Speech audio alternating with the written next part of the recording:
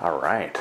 It is week 3 and it's story time. I am pumped to kind of talk about this one because I don't know.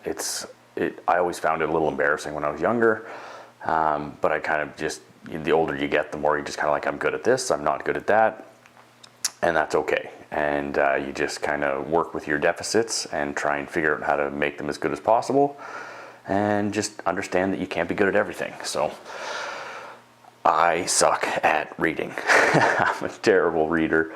I probably read at about a grade 6 level maybe. That's being generous. My wife gets a good kick out of, she'll read something funny and then hand it to me to look at, and it'll take me 10 times longer than what it would have taken her to read. But yeah, it's always been something that I've struggled with. I remember getting in fights with my dad about it, because reading is important. I totally understand that. But, fuck, I'm looking into the stupid screen instead of yeah, there we go. So, all right, take 2. But yeah, the bottom line is, I friggin' hate reading, and I suck at it, and I'm really slow, and I have to like read with my finger to like keep track of where I am, or else I have a really hard time skipping lines. I'll like read the same line over and over and over. If there's any like noise or talking or anything at all that my brain can kind of pick up on, I'm constantly focused on whatever else is going on, and I don't really know what I'm reading, and I'll get to the end of the page and won't have any idea what I read. And the same thing goes just with like wandering thoughts. If I'm reading and there's lots going on in my brain about like I've got work to do, or I've got other projects, if I was back in school, you know, like I had other projects going on, or I got a big hockey tournament coming up, I would think about, oh, I got to remember to train, I got to do this, I got to do that. And I would be reading, and I would get to the end of a chapter and just be like, I have no idea what I just read. Or even characters. I couldn't keep characters straight. I would read the book and it would talk about certain characters, and I would forget who was who. And so the story just never made sense. And I was always just struggling to keep up and try and understand what was going on in just about anything that I was reading, because I had a really hard time focusing on it. The only time that I was ever any good at reading was when I was in university and I had to read. And I actually used pot as like a reward mechanism where I would be able to kind of stay focused, and I would have like 2 hours of good focus, and I could sit down and read and not be distracted by anything, and it would be like a reward system. Not recommending that by any means, but I'm pretty convinced I have ADHD or something along those lines, but never used it as a crutch. Just kind of was like, okay, I'm not good at this, so how can I make it better? And so that was something that actually really helped me focus when I was reading textbooks and retaining knowledge and stuff. But I would have to like lock myself in my room, maybe put on some kind of soft music with no lyrics, and just sit down for 2 hours at a time and just kind of plug away at it, because I could not retain anything that I was reading otherwise. The first book I ever voluntarily read was a documentary, or I don't know what you want, biography or something, basically on Jack the Ripper, and it was like super, super, super interesting. But the only reason I really read it is because I was working a job, or I was at this really cool camp where kids would come to learn English, and they're all filthy rich. It was the coolest camp ever in Lakefield, just outside of Peterborough, and it was called Lakefield College, and the camp, I can't remember what it was called, but it was absolutely incredible. And these kids would come to learn English and play all these ridiculous sports and do like surfing and sailing and horseback riding and tennis and all this crazy stuff. But they would fly in from all over the world. And so at the beginning of the semester and at the end of the semester, we would have to be at the airport doing pickups and drop-offs and getting all these kids.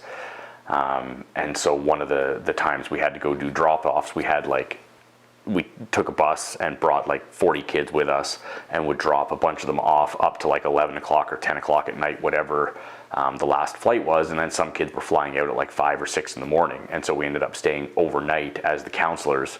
And so I was stuck in an airport overnight. So I went and I bought a book at the airport bookstore, because this was like back in the day before cell phones were these supercomputers in your pocket where you could just keep yourself entertained wherever. I think I might have had a Motorola Razr, a flip phone. I played Snake for like 20 minutes, and that was kind of about all the attention span I could muster. But yeah, so I picked up that book, and it was so interesting and super cool. And it was basically like they used all today's kind of forensic technology to go back through all of the different stuff on the Jack the Ripper case, and basically came to some new conclusion of who they thought it was. And it was super interesting, but like I said, I was kind of trapped at the airport, so I didn't have a lot of options. But it was awesome. The book was amazing, and it really kind of was like, reading isn't that bad if you can like find something you enjoy, and you got time and you're focused and whatever. But yeah, like I really think reading's important, because I love learning. But like I said, it was so, and still to this day is so difficult for me, that I don't make time for it, and I don't really enjoy it. So my workaround, actually 2 years ago, I made a lot of like New Year's resolutions to try and kind of improve on a lot of different stuff. And one of them was the reading aspect of things. And so instead of reading, because I knew I wouldn't stick to that, they kind of got to be realistic. So I ended up downloading Audible and paying for a subscription. So I got basically 3 downloads right at the beginning, and then 1 download a month, so I could listen to basically 1 book a month. And love it, absolutely love it. I still have it to this day. I listen to easily a book a month. And I have been reading a little bit, like it's stuff that I find super interesting, and stuff that I want to go through and kind of make notes and write little stuff in to kind of be able to remember it. And I think what my game plan is moving forward is basically like I will download books on Audible, listen to them, and if I really like them, and they're interesting, they're more like, I'm such a loser, they're more textbooky. Like this one's all about Bitcoin. Most of the ones I read are about finance and the monetary system and stuff like that. And they're very textbook-ish. And so my game plan is to read a lot of these books after I listen to them, but basically go back through and listen to the book a second time, but follow along in the book while I'm listening to it on Audible, so I can make notes and pause it and write and highlight and do all kinds of stuff, because a lot of this is stuff that I want to talk about here. So it'll be nice to be able to kind of go back through them a second time. But yeah, it's just, man, everyone has things that they're good at and things that they're bad at. And you got to not get caught in the cycle of, I just suck at that, and there's nothing I can do about it, therefore I'm not going to do it. It's important to, push through that and go, okay, I suck at reading, so what could I do to be slightly better at it, or whatever, right? And so for me, it's like I literally have to put headphones in with soft, like I listen to, it's called lo-fi hip-hop. It's like instrumental study music basically with no words, and then we'll read for like 15-20 minutes at a time, or else my mind starts to wander.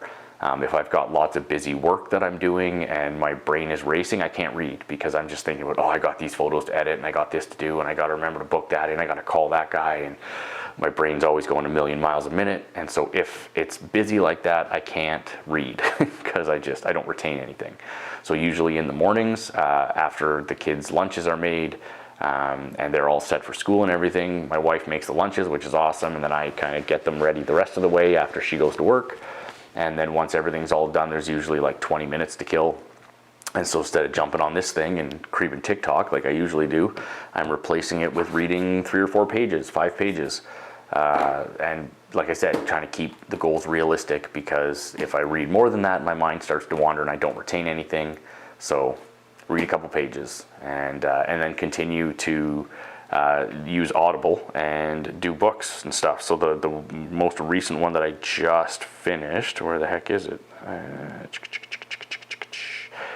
Atomic Habits was the one I just finished. I burned through it in like a day and a half. It was super interesting, and a lot of the stuff it talks about in the book is stuff that I was actually kind of already doing, but it really reinforced it. It was like, okay, no, what I'm doing is good, and I need to like step it up, and it's like stacking mini habits on top of other habits you have. So when you wake up in the morning, if you drink coffee and you want to read more, it's like, okay, when I pour my coffee, I will read 3 pages of my book.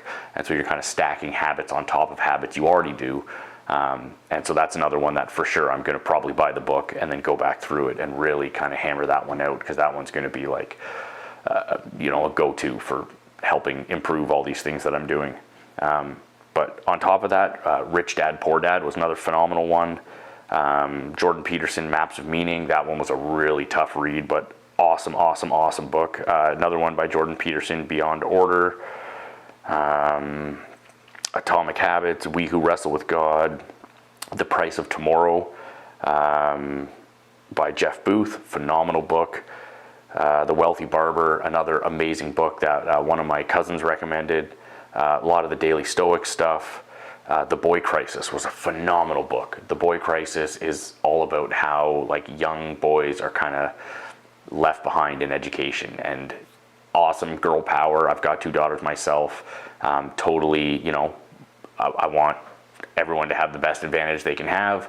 But over the last however many years, boys have kind of been left behind in the education system. It's absolutely not set up for young boys. We suck at sitting still. We suck at paying attention. Once again, not excuses, but just it really points out a lot of things that if you have sons, I strongly recommend The Boy Crisis.